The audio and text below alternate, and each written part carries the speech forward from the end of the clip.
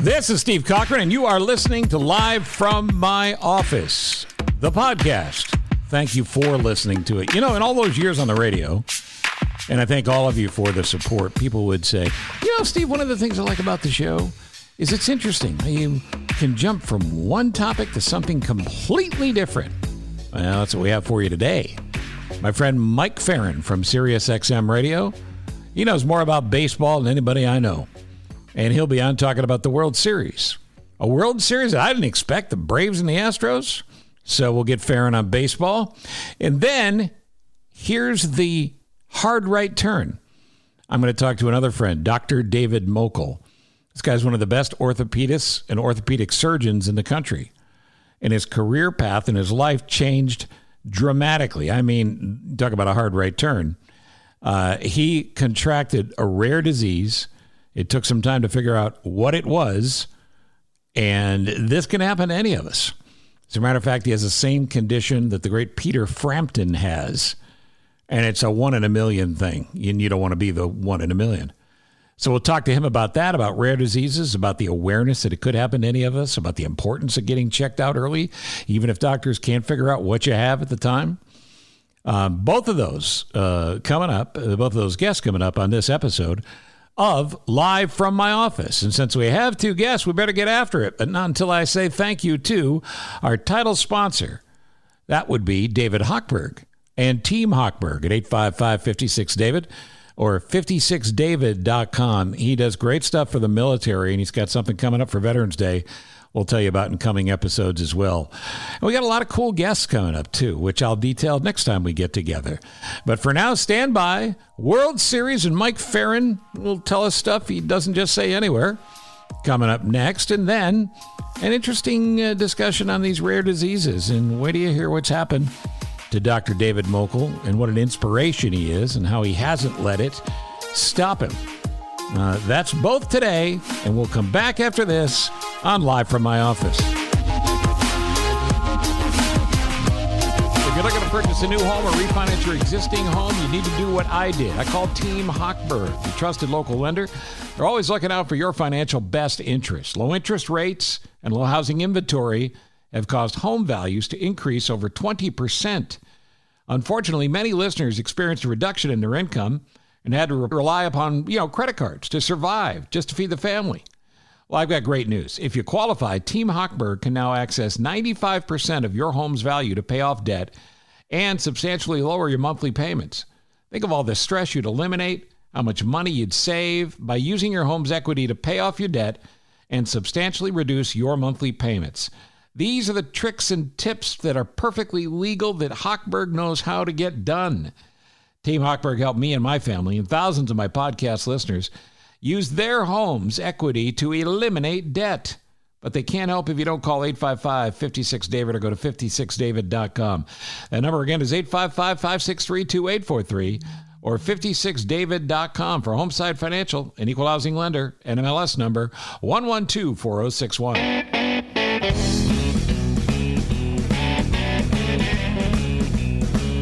This is Live from My Office. You know the drill. Subscribe, rate, review, like, follow, like the stalker you are, wherever you do get your podcasts, and it's appreciated. And download it for someone who doesn't know what a podcast is or is just a little bit frightened by the medium. Everybody's doing the podcast thing. Why shouldn't you? And the good news is, for those of you who used to get up in the middle of the night to listen to me every morning, thank you so much for doing that. That shit was crazy. We don't have to do that anymore. Now you can just do it this way. You can listen to me any time of the day. And again, I appreciate it very much. Got some good stand-up comedy news coming up in future episodes about shows we're starting to book with venues reopening. And a bizarre little twist in our New Year's Eve, where this year we will do our 20th anniversary New Year's Eve show in our 21st year, because there was no place to go last year. So all that coming up.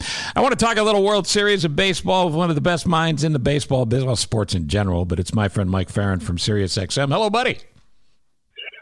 Now, my question is, I'm up a lot in the middle of the night at my age. Can I still listen to you at the middle of the night? That's the beauty of this. You throw your ears in, and you can go and do what I know you're doing, trying to pee.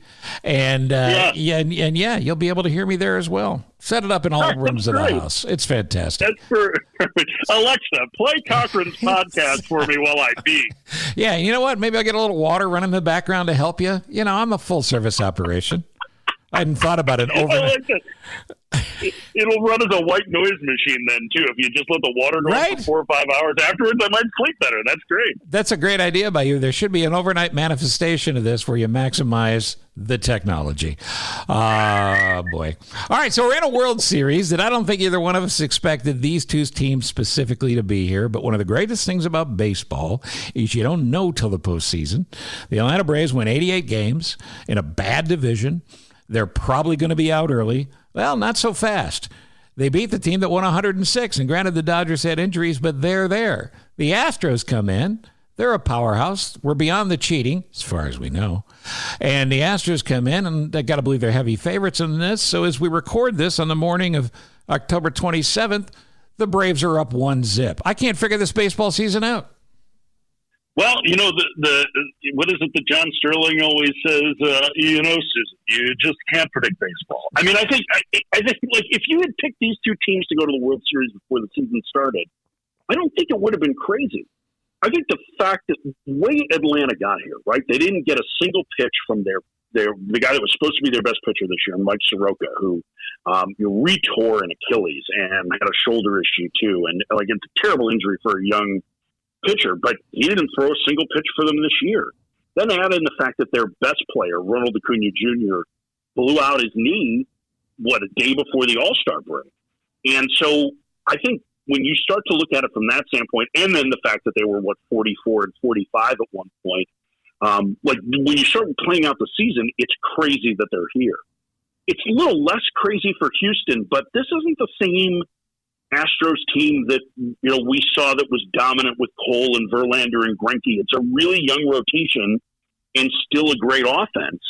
And so them getting here, I think, March me would have said, yeah, I can see a path to that. That makes sense. July me was kind of like, I don't know that either of those teams are going to be World Series teams. And then even like I was on the ALCS, like 3 games into the ALCS, I thought Houston was toast because their starters.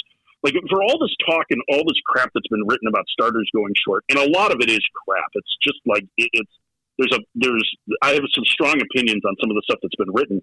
The Houston starters were terrible. That's why they pitched 6 2/3 innings in the first 4 games of the LCS. But the fact they were able to come back and win Game 4 and then trounce Boston the next 2, right? Like listen, it's a team that has plenty of postseason experience. I don't know if that matters or not, but they've got a great offense, and that definitely does. And it should make for a fun series. Yeah, exactly. And I think it's probably a nightmare at Fox because they were counting on something from, the big cities. But Atlanta, which was a terrible baseball town when you and I worked together at WGN back in the 2000s, I shouldn't say terrible, but there certainly wasn't an appreciation for the greatness of the team they had like they seem to have now. Those Braves fans seem to be rabid now. Yeah, well, I think a lot of that was that they I guess they got comfortable or maybe complacent with the fact that they were in the postseason. What was it, 14 out of 15 years? Could be. So I mean, it must be nice to be that complacent, right? So, I think between that, the new ballpark, everything that they have going on there, you're right. It's a little bit different feel for this group than, what you've had in the last several years. But it's also now been 22 years since they've been in the World Series. And so you have an entire generation of Braves fans who never saw this or have not had this experience. And so that to me makes it a little different as well. It's a good team. They're a fun team to watch. They have an incredibly likable star player in Freddie Freeman, who is just a genuinely nice man. And the same could be said of Charlie Morton, who unfortunately was hurt last night, but is just like one of the best human beings that's ever played professional baseball. Oh yeah. Charlie Morton is every teammate's favorite teammate. So here's my favorite Charlie Morton story. And I've gotten to know Charlie a little bit over the last decade, going back to his days in Pittsburgh. last year in the pandemic season with no fans and anything like that, he was pitching for the Rays. The Rays clinched the pennant in San Diego, and at the end of their rather tepid celebration, because there had to be distancing guidelines and some level of masking and all of that, everybody was done, everybody was leaving, and Charlie Morton was sweeping up confetti in the clubhouse. Is that right? Like helping the clubhouse guys. This is a true story. How cool is that? Charlie Morton is a gem of a human being. Last night he broke his leg. Yeah, can you explain how that? Do we know how that can even happen? Because you can land funny when you're trying to throw a baseball 95 miles an hour. But was there a previous injury there? How does it happen? He got smoked with a line drive the inning before, and he hit on the ankle. Okay. And then retired the next two hitters in that inning. He had an X-ray that showed no break. At least that's according to Ken Rosenthal's reporting this morning that was the case, or Jeff Passons, I think. He went back out and he threw a few more pitches and then really grimaced on the last one. And then they found this break in his fibula. So I don't know if it ended up being the first X-ray was inconclusive or that the extra stressor was put on the leg, whatever it was. But he basically went Bob Gibson on everybody. He retired all three hitters he faced. His second to last pitch was 96 miles an hour. Wow. On a broken leg. And then he was apologizing to his teammates for getting hurt. So, and it's not an act. Like, it's a real deal. Legitimately who this guy is. Yeah. He is legit. And before we leave the Braves, their manager is kind of a mystery to me. I'm trying to think of when the Twins won those World Series, like go back to 91, Tom Kelly was as boring, paint drying on the wall called and said, I'm a better quote than Tom Kelly. This Braves manager, I like him because he feels old school to me, but he looks like the limelight is something he'd be allergic to. And he's a great manager, right? Yeah, I mean, he's extremely well regarded by his players, by his staff. So Brian Snitker was drafted by the Braves organization in 1977. He was taken off the field, his playing career ended, and he was handed a coaching job in 1980 by Henry Aaron, who was the farm director at the time for the Braves. Yeah. So imagine having Henry Aaron starting your coaching career. Yeah, I've heard of him. He spent his entire professional career, 44 years, in the Braves organization. He has managed at every level. He's been a big league coach. He's been back to being a minor league manager. He is beloved. And he's just a really tremendous teacher of baseball who loves baseball. And as a side note, and I think this is really cool, his son Troy is the assistant hitting coach for the Astros. And Smith told me a great story once that his first winter meetings were actually 1976. It was right, or 1977, I think. It was just, he was getting ready to go to the winter meetings. And I can have the year wrong on it, but whatever his first winter meetings were, he got ready to go to it. He got there for one day and then had to leave because Troy was being born. So his entire life has revolved around baseball. Wow. He's a tremendous man with ties to that organization going back to the Ted Turner days. And just like everybody who has spent time with Brian Snitker loves him because he's just like, he's kind of got this grandpa quality to him now because he's 66 years old and he's got grandkids.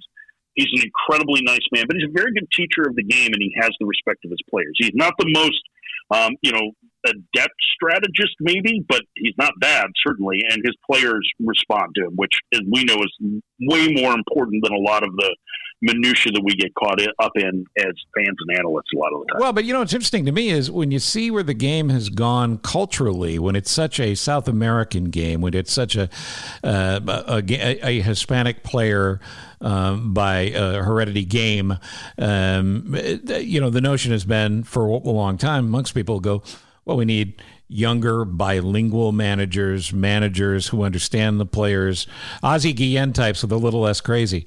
And to see a couple of old traditional baseball guys like we have here is interesting to me.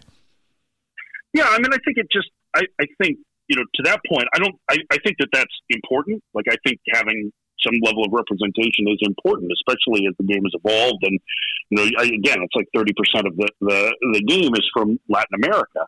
And so I think, those things are important. I think it's important to have people, whether it's your manager or your staff, who can relate to players from all walks of life. But I think more than anything, it means that you know, if you're a good person, you're a good person, right?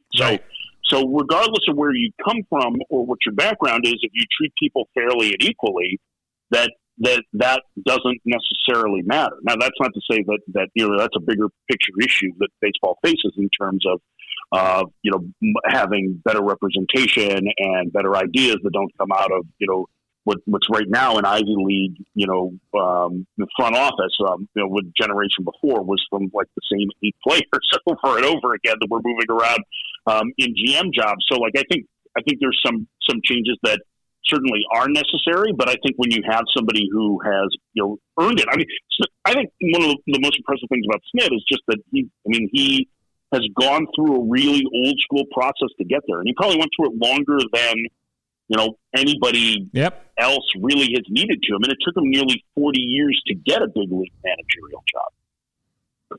Which is pretty crazy when you think about it as well. But generally, the squeaky wheel thing tends to work, and his wheels don't squeak. Dusty is amazing to me. When Dusty was here in Chicago, I had a nice relationship with him. I always liked him. But there's a guy that, speaking of Hank Aaron talks him into not going to college, pissing off Dusty's dad, creates a rift in that relationship for years. Dusty turns out to be a tremendous major leaguer. I mean, a really, really good outfielder, mostly for the Dodgers, before the Braves as well. And then he goes on to be a manager, and he wins at every level, but he's never won a World Series. Why has he been unable to close the deal? I mean, I think like, you know, a lot of times it comes to personnel. I think he has been unfairly maligned for his managerial skills for a good chunk of his career. You know, like I think back when we were working together in Chicago in 2003, you know, Dusty got blamed a lot for what happened with Mark Pryor and Terry Wood. But, you know, like when you had one reliable or 1.5 reliable relief pitchers and your goal is to win, like it made things a lot more difficult in that era. I think he has always been, you know, well informed. I think he has evolved in terms of the way that he has used his personnel. I think there was a great line that he had the other day. If you remember back to the 2002 World Series with 5 outs to go, they were 5 outs away from winning the World Series. The Giants were up 5-0. They ended up losing that game 6-5. And he took Russ Ortiz out of the game and gave him the game ball because he thought, with 5 outs to go and a 5-0 lead, like the Giants are going to win the World Series, right? And they ended up losing it. And Dusty had a line the other day when he was asked about it. He's like, man, I got criticized for taking Russ Ortiz out in the 8th inning in 2002. He's like, now I'd be criticized for keeping him in. Yeah, he's right. Can't win for losing. Right. So I think that there is that element to it. Listen, no manager has ever taken 5 different teams to division titles. And Dusty's done that. He's the first one to ever do that. And I think that's incredible. And I think it not just speaks to his longevity in the game, but also speaks to the quality of a manager that he is. You know, has he made moves that are questionable? Yeah, but you only ever question those moves when the team loses, right? And the manager, you know, probably gets too much of the credit and way too much of the blame when things go wrong. So, to me, Dusty is a Hall of Fame baseball person. Like he between his playing career and his managerial career, 53 years in the bigs. Yeah, it's insane. Well, I think it's like almost 2,000 hits as a player, and he's got nearly 2,000 wins as a manager. Yeah, how about and that? There's only been 9 managers in history who have managed a team to the World Series in both leagues. Dusty's one of them. It's been 19 years since he's done it, but he's done it. And I think win or lose in this World Series, I hope that you know, when the Veterans Committee considers him, that that there's greater and better consideration for what he's done over the course of his career. He's an exceptional manager. To your point, he was an exceptional player. And it's fun seeing Dusty be at this level, seeing him have another chance and a chance to win. And, you know, listen, he's got a pretty plug-and-play team and that they've been through this before, and their offense is terrific. But I think there are a lot of people in baseball who would be very, very happy for Dusty Baker if he were to win the World Series. And correct my memory if I'm wrong. I'll let you go on this, but it's 2002, I believe, and Dusty's 3-year-old son, Darren, in the NLCS against the Giants. Was that right? It was for the Giants, but I think it was was it in the NLCS or was it in the World Series? Maybe it's World Series. Snell picked them up. Yeah, JT Snow picked him up and dragged him out of the way. Yeah. A little kid runs to home plate. He was like an honorary bat boy, and he runs to home plate, and he could have gotten mowed down, hurt, or worse. And it was one of the. Everybody talks about, great plays made in Major League history. When who was the kid? Who was the guy that saved him? That grabbed him? JT Snow. Yeah, when JT Snow grabbed him with one. Grabbed the kid with one hand and still allowed the slide to take place. That's very impressive. That's worth a YouTube click. Anyway, my point is, where's Darren today? Darren was just drafted by the Washington Nationals and is in their minor league system. He just finished his junior year at Cal, so he is now a professional baseball player, which is pretty great too. Yeah, imagine trying to follow your dad, Dusty Baker, but good for him for being out there and good for him for getting drafted. It's a good story. All right, my friend, great stuff as always. I am a baseball fan. You are you're one of the best in the business. I hope you know that, and I look forward to hearing you on Sirius XM. And folks should follow you on Twitter. And I hope you enjoy the rest of the World Series.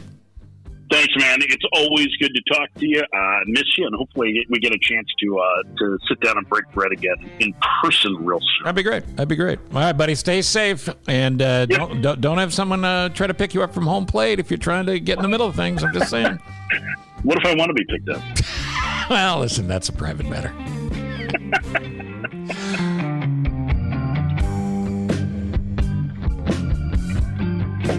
And David Hochberg from Team Hochberg joins me right now. All right, David, I feel pretty good about myself. I take a look at the equity in my home. Do I just sit back and smile, or can I do something with that? So you could do a lot of things with your equity. Number one, you could leave it alone. Number two, you could use it to buy another place. Or number three, what a lot of your listeners are doing, because they've accumulated a lot of credit card debt during the pandemic because they had to live off their credit card because their income was reduced for obvious reasons, is extract the money out of their home, eliminate all their debt, and then you get the listeners who are like the podcast listeners who are like, I don't want to touch that. That's my retirement. I'm like, well, that's great. They're smart. I guess you got 30, 40 grand in credit card debt that's costing you $1,200 to $1,600 a month, and you got an 4.875% mortgage. We can roll everything into a 30-year fixed loan in the threes and save you about $2,000 a month. So once you break it out like that, they're a little more open-minded, eager too. And when they make the call, you guys do the work. It's 855-56-DAVID or 56david.com. I always tell people, we'll take a look at the website. You can do it that way. Yeah. But I like picking up the phone and talking to somebody. 855-56-DAVID or 56david.com for Team Hochberg.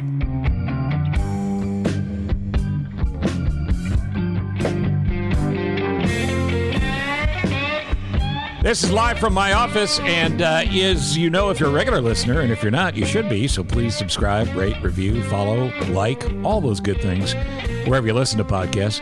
But we plug a charitable cause on every episode, and occasionally I'm lucky enough to talk to somebody from a charitable cause that we're plugging, and that's the case today with my good friend, Dr. David Mochel. Good morning, Doctor. How are you? Morning, Steve. I'm great. How are you? I should clear that up, of course, morning to you and I when we're recording this, but people can listen to these podcasts, Doc, any time of the day. That's the brilliance of this. Yes, it sure is.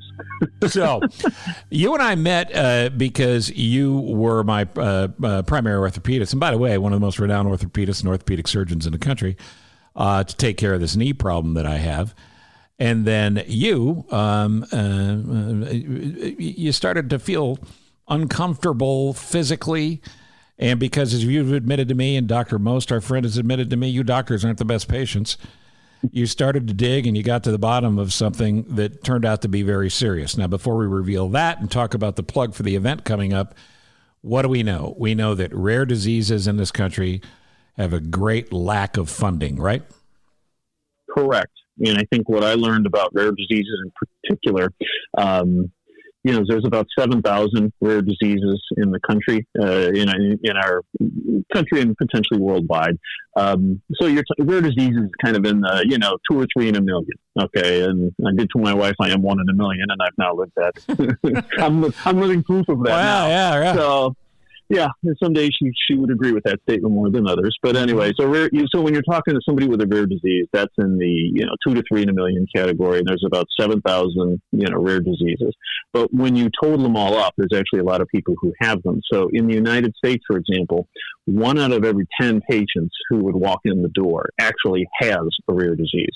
And I think that's what was surprising to me, Steve, was that 1 out of 10 people that I saw had a rare disease. Really? And I think that's something that I've been trying to educate some of my colleagues on. I didn't know that, and so now that rare disease that they have may not be any, relation to why they're seeing, like when I was an orthopedist, they may have a rare disease and that may not be affecting their hip or knee that day, but it could affect their care if they had something done, a surgery or something like that. And a great problem with rare diseases as well is they generally present as any number of things, so it takes longer to diagnose, I assume?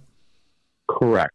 And so the hard part is, listen, as an orthopedic surgeon, let's say, I'd spend my time, trying to give you the best hip or knee care, in your case, your knee. So at the end of the day, you spend all this time educating, I'm not going to, let alone diabetes and hypertension and blood clot problems. I mean, those are all medical things that I know influence my, what I would do is with the patients. But then if you just can't know everything about 7,000 other diseases. It's just the reality of it. But I think you always have to kind of keep that in the back of your mind if you're seeing somebody and it's just got, just not going according to plan. So it's you got to at least think about, could there be something else going on?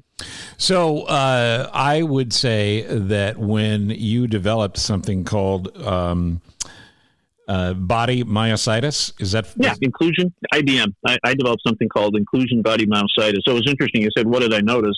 It was my wife, the nurse, who noticed. Okay, so my wife was her ICU nurse, a nurse educator, and retired when the kids, she became a mom. But she noticed, unfortunately, that it was subtle things that I didn't notice. Believe it or not, the presenting symptom in my case was I was scratching her nice hardwood floors at the dinner table. So what she noticed was there was all these scratches underneath. She had the floors done. And then underneath my chair at the dinner table were like these scratches on the floor because basically I couldn't stand up. Right. I just couldn't stand up from the chair. I had to push the chair back and then push off the arms to get up. And it was subtle. It came on very slowly, but that's honestly, she kept saying, Jesus, why do you keep scratching my floor? And so she ended up putting a rug underneath there, but then I couldn't slide the chair back. So she noticed it, and she also noticed when I walked up the stairs, I walked kind of funny. So she said, would you go see? So I made an appointment and saw a local neurologist, thinking honestly it was really nothing too bad. And then he, kind of lowered the boom that this was probably something more serious. So, I should say, to give you a sense again of the complexity of this, you and I have been friends long enough, and I was kind of with you on this journey as your patient occasionally, where I know you went to, didn't you go to Mayo or the Cleveland Clinic or both? Yeah. So it was a good lesson, Steve. Yeah, no, you were my patient actually as all this was going on. And I think, I was doing very well. I was operating. I was, doing 200-300 joints a year and doing fine. And it took a while. So at the end of the day, I got the workup at University of Chicago. We had got another opinion from Cleveland because it was unclear. But it's still, even after they thought I had something else at first based on all the biopsies and everything, to the credit of the doctor at Cleveland Clinic, she's like, listen, they put me on a whole bunch of they thought I had something else was the bottom line. They gave me a whole bunch of treatment, and after a year and a half, 2 years, I wasn't getting better. And to her credit, she said, let me go send you to somebody else because this isn't following the path that it should. And then ultimately I got the correct diagnosis. So it's a good lesson in the doctor who's connected, who's part of it, went to great places. It speaks to the fact that, listen, these are all very smart people who are looking at my stuff, and it was still very hard for them to diagnose. And it just took time, to be honest with you, for the disease to progress, that they were able to figure it out. And one of my sermons forever has been, nobody's going to be a better advocate for you than you. So if you are suffering from something that doctors are struggling to figure out, don't go home and pout. Don't go home and say, well, they can't figure it out. We'll just have to see what happens. Listen to that inner voice in your head. And if you feel like there's more going on, continue to chase the answer, because all of these conditions are better served, no matter what the final outcome is, if you get to them early and you're aggressive in treatments. See, that couldn't be more correct. And what's interesting is once I got the diagnosis correct. They're, and then I knew it at that time, don't get me wrong. And their answer was, well, there's really nothing you can do, and I think at the time, that was probably 2015 when they made the diagnosis, it was kind of the prevailing thought. I came back to Chicago, I talked to my doctor, and I said, this is what I got. And he said, there's nothing you can do. And he was a Mayo guy, he just said, listen, there's things, and God bless him, he made an appointment for me at Mayo, and I wasn't going to go, Steve. I'm like, okay, we're done. I've done this, I got it. It's fine. And it was really valuable because it went from like, well, it's not nothing there's no cure, but there are things we can do to help. And I think that mindset change, was very important. But I would absolutely emphasize that, doctors don't know everything. Okay. And I had a rare disease and it took me a long time to figure it out. So your point about advocating for yourself is really, really important. And no, I could not emphasize that more. Yeah, and we just can't assume that you, as our doctors, in the brief time we have with you, are going to be able to wrap your head around what we're going through. So go in with questions, go in with an open mind, listen, but don't expect the doctor to be a magician and figure you out just because you're sitting there in front of him or her. Be your own advocate. Now, in the case of inclusion body myositis, what type of symptoms are we talking about?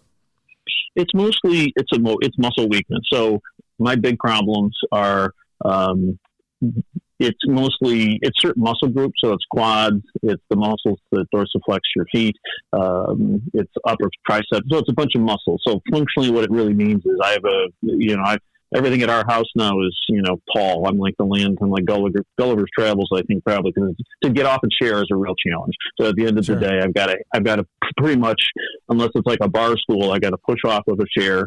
Walking I can't walk distances. I can go short distances, around, I have to kind of rest. Hands are getting tough doing buttons or a little bit are getting to be a challenge. So it's, you just keep adapting. But I would say it's a lot of functional stuff, walking, getting out of a chair, going upstairs. I can't do that anymore, but I could, but I can't. And your attitude's amazing, and God bless you for it, because I know you as a guy that's always been athletic. You always took care of yourself. You're an athlete. You played a ton of golf when you could. You did all those things. This is a huge lifestyle change, and I'm sure you have good days and bad days, but this is a major adjustment to make at the prime of your career to be dealing with something like this. Thankfully for the rest of us, you're using that orthopedic mind in administrative ways with the folks at Northwestern, so we're better served by that. But I don't know, just for your own mental well-being, I hope you're taking care of that side as well. No, I appreciate that, Steve. I think the hard part is, I think, sore. So, what am I now? 59. I was diagnosed, 13, how many years ago.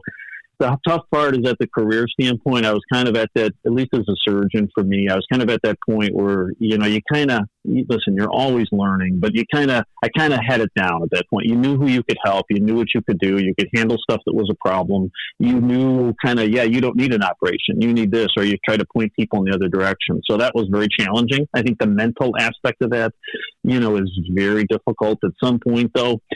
Once the diagnosis changed and I knew that I had a progressive disorder, at that point I decided to stop operating. Prior to that, we thought it was treatable and I was doing well. So I stepped away sort of when I was doing well.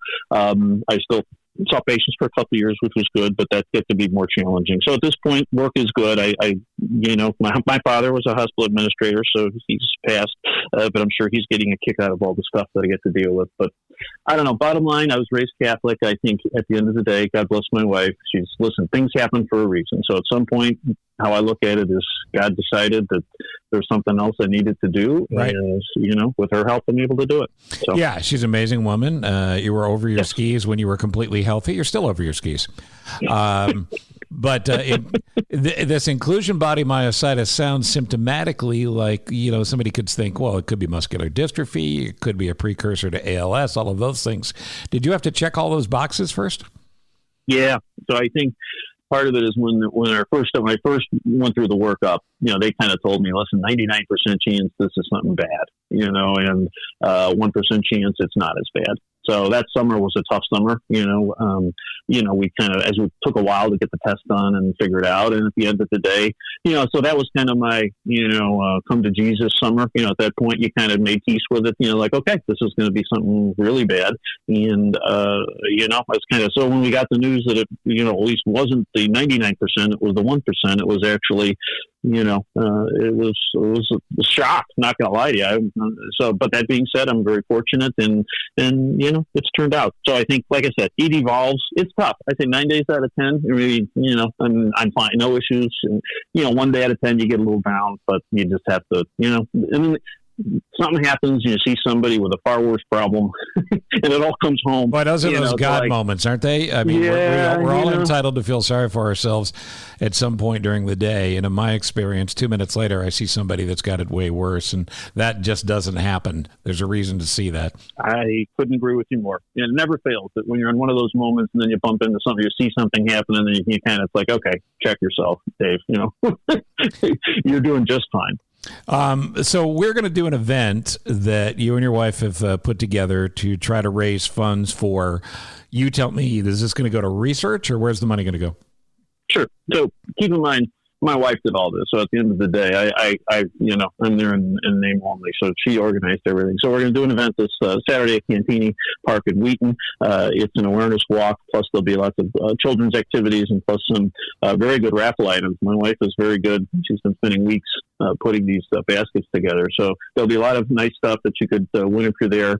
And basically it's the nonprofit is the Myositis Association, and it's basically funds will go to research, but also we have a lot of patient support programs, and also for developing myositis researchers. That's part of it. In the rare disease space, we're very fortunate. We have an outstanding medical advisory board, and they're basically the thought leaders. So it is the advantage of a smaller disease is we've got literally the international thought leaders in myositis on our medical advisory board, and so we work closely with them to work on research projects, but also to, more importantly, or as important, I should say, to develop young researchers so we can have the next, next people coming behind. So that's what the money goes for. Saturday morning, October 30th, here in the greater Chicago area in Wheaton, we will assemble at Cantini Park. It's next to Cantini Golf Course. It is absolutely beautiful. There's a military museum there. There is the McCormick Mansion. Great gardens. Not so much this time of year probably, but I'm sure they're still blooming considering the year we've had weather-wise. And we will assemble in the park for, is this a fun walk? Would we call it that? What do we call it? Yeah. I would call it a fun walk. It's a 1 mile loop. It's very, listen, this is non-competitive. So this is, so it's a very leisure. Listen, well, the grounds are beautiful. If I'm in it, it's non-competitive. I can kind of, well, that's why we set it up that way, Steve. So, yeah, exactly. Right. So yeah, it's a non-competitive walk. So it's a fun walk. It's beautiful. The gardens actually, Peg was out there and she walked it. But listen, the park is beautiful this time of year. And if you come and just say, if you just drive up and go to the gate and say you're here for the walk, we will cover your admission to the park for the day, so you can park and get in for free. So just tell the guard at the gate that you're here for the Myositis Association walk. All right, to sign up in advance, what do we do? Sign up in advance. It's FunFitFlex. That's the event, funfitflex.org. And you can go down to the sites. You'll see Chicago. You can hit on details. It will walk you through it. So it's FunFitFlex, all one word, .org. And then if you just go to that website, it will take you down to details. And then you just, under Chicago, just click on that. And if you can't make it and you want to make a donation, where do we do that? Same way. That'll take you to the sites, and you can just check on that. It'll take you to a Funlight site where you can make a donation. I would note that our celebrity ambassador, Peter Frampton, has had created some nice videos, which we've sent out, and actually he's got some signed books of his new book, his memoir coming out. Those will be coming from his office. He was diagnosed with IBM a couple of years ago, yep. And so some of you may or may not know that. And he has been an outstanding person to work with and has been very supportive of the Myositis Association and our cause. And I want to thank him particularly for all his work. Yeah, and you know what he's gone through, because it's not just a physical thing. He had to give up, the guitar and music and what he's done his whole life. So we all have a purpose, and his purpose now is like yours, to be an ambassador for the future. Yep, and he's been great, and we're very fortunate to work with him. It's my friend, Dr. David Mochel. Listen, your wife says you're a great husband. I'll take her word for it. I know you're a great friend. I know you're a great dad, and I know you're a great doctor. I'm sorry you're going through this, but I salute your courage in talking about it, and I know we inspire people to get after their own health and stay on top of it. Don't wait until you go in and the doctor said, there's not a lot we can do at this point. Certainly some rare conditions, that's what happens. But the earlier you get on this stuff, the better. And please join us, if you can, Saturday morning, October 30th. Fly in from any part in the world. You know, Doc, we're very big in Papua New Guinea. Maybe we can get some folks coming in from there. We can maybe, get them a discounted rate. Go to funfitflex.org. Scroll down to Chicago. It's an easy click from there. Make a donation or join us. We'll do the mile walk. There are raffle prizes to give away. And thank you to Dr. David Mochel, part of that fine Northwestern Health System. I will see you on Saturday. I appreciate the invite. Sounds great, my friend. And if you've got a charity that you would like to have me talk about, to plug for free, I'm happy to do it. Send me information at thecochranshow@gmail.com. We'll check it out on our end, but give me at least a charity name and their website, and we'll take it from there. Include all the information you want. And as a matter of fact, email me about anything, anytime, at thecochranshow@gmail.com. Check out the show notes. Follow me on social media at Cochran Show or Steve Cochran Show. And I look forward to seeing you there as well. Thank you, Ross Cochran, for putting this all together, as always. And thank you for listening. We will see you next time on Live from My Office. Thank you for listening to Live from My Office, a service of Monkey Run Productions. All rights reserved. The podcast is hosted by Steve Cochran, and it's mixed, edited, and produced by me, Ross Cochran. Support the show by subscribing wherever you're listening and by telling your friends about it. Follow Steve on all social media channels, including Facebook, Instagram, Twitter, and LinkedIn. And make sure you check out this episode's show notes for relevant information discussed during the conversations. You can also email the show directly at thecochranshow@gmail.com with any questions or comments. And that's the best place to tell us about your favorite nonprofit so we can make sure we mention them on the next episode. Steve is available for corporate speaking gigs. He would love to MC your event. And occasionally, he's funny. Thank you for listening. Head to cochranshow.com for more.